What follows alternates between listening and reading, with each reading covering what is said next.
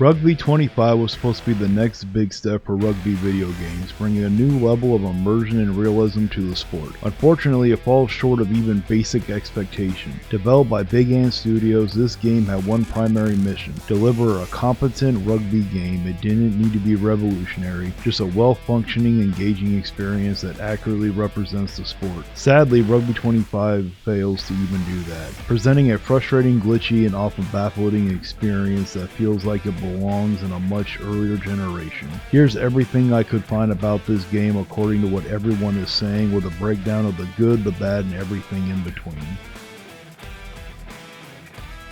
The gameplay is the heart of the problem. The most important aspect of any sports game is, of course, the gameplay. Sadly, Rugby 25's core mechanics are deeply flawed in almost every area, from passing to kicking. A rugby game should offer a smooth, responsive passing mechanic that mirrors the quick and strategic ball movement that defines the sport. Instead, Rugby 25 passing system feels like it was hastily thrown together. The ball physics are inconsistent. Sometimes the ball travels at a crawl, while other times it flings widely off course. Short passes are agonizing slow, while long passes are prone to going astray, often sailing straight into touch without warning.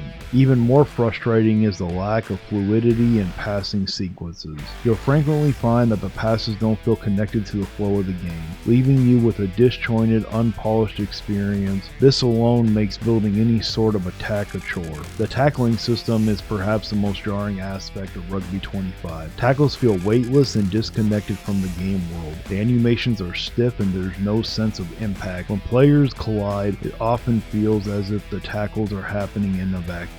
Players don't stagger or shift with the momentum of a real rugby tackle. Worse still, characters sometimes clip right through each other in these moments, making it feel like you're playing a pre-alpha build rather than a finished game. There's no tactical feedback, and you'll quickly realize that the tackling doesn't feel satisfying or rewarding in this game.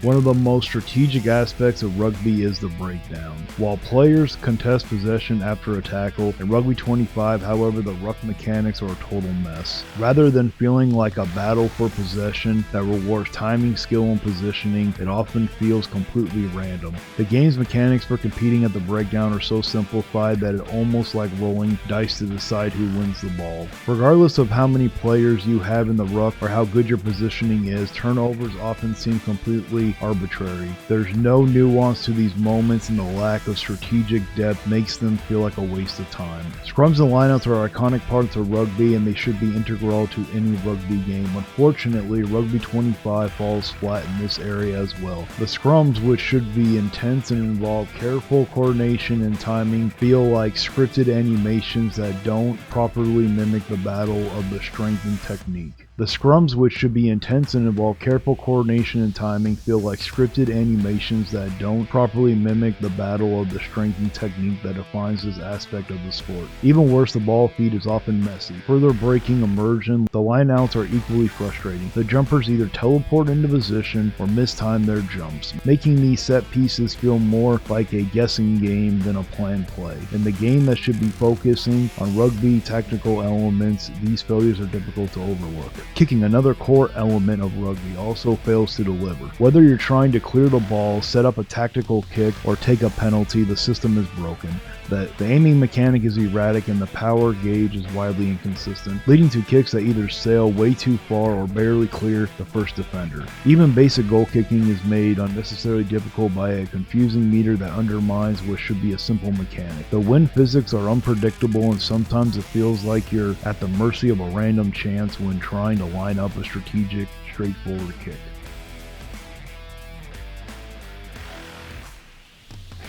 AI is supposed to be enhance the experience of playing solo or in matches against controlled teams. Unfortunately, Rugby 25's AI is shockingly bad and completely out of sync with the flow of the game. AI defenders seem to randomly make decisions, sometimes even running away from the player with the ball instead of attempting a tackle. Meanwhile, attacking AI players rarely build pressure or look for breaks in the defense. They either pass the ball mindlessly from side to side or charge straight into a wall of defenders without thinking. It's clear that the AI isn't designed to simulate simulate the strategies that professional rugby teams use, leading to a game where the challenge is almost entirely absent. You'll often find yourself in situations where AI players stand still in an attack or fail to contest rucks properly, making the game feel lifeless. Halfbacks in the game have no awareness of when they should kick or when they should hold on to the ball. The AI might decide to kick unnecessarily inside its own 22, or worse, completely ignore the opportunity to kick when under pressure. Forwards are equally clueless, often found wandering the wings when they should be in the thick of the ruck or providing support in tight spaces.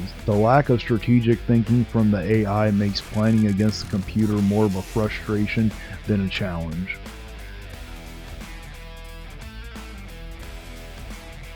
You expect that in the modern era of gaming, even niche sports games like rugby would at least have a decent visual experience. Unfortunately, Rugby 25 looks like a game that belongs back in 2010. The player models are incredibly basic and feel lifeless. Faces are generic and lack any sort of detail, which diminishes the immersion you'd expect from a modern game. The animations are stiff and transitions between them are often jarring. For instance, when a player makes a pass or a tackle, it feels as though their movements are disconnected from the game's physics, creating an unnatural and awkward flow. The stadiums lack personality and atmosphere. The crowds are a mix of static, unresponsive figures that barely react to what's happening on the field. There's a sense that the game world is devoid of life, which makes it harder to get drawn into the action. The lack of any real visual flair leaves you feeling like you're playing a game from a previous console generation.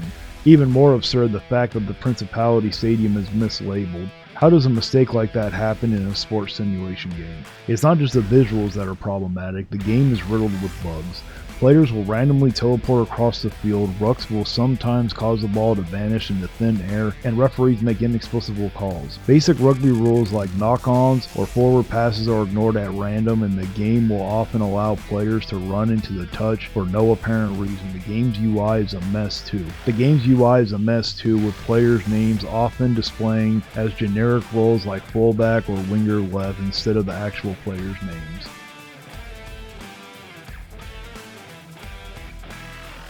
Rugby 25 is a game that clearly had good intentions but was released in a rushed, unfinished state. It's a deeply flawed experience with broken mechanics, poor AI, and outdated visuals, but it's not all that bad. When the game works, there's potential for fun rugby simulation experience, but the sheer number of bugs and broken mechanics make it hard to recommend it in this current state. Ultimately, this game may improve with patches, but at launch, it's tough to justify spending money on it. For rugby fans looking for a decent gaming experience, you might be better off revisiting older titles or waiting for future patches. As it stands, Rugby 25 isn't a game I would recommend unless you're willing to tolerate its many issues. The final score is a 5 out of 10, mediocre, not awful, but barely functional.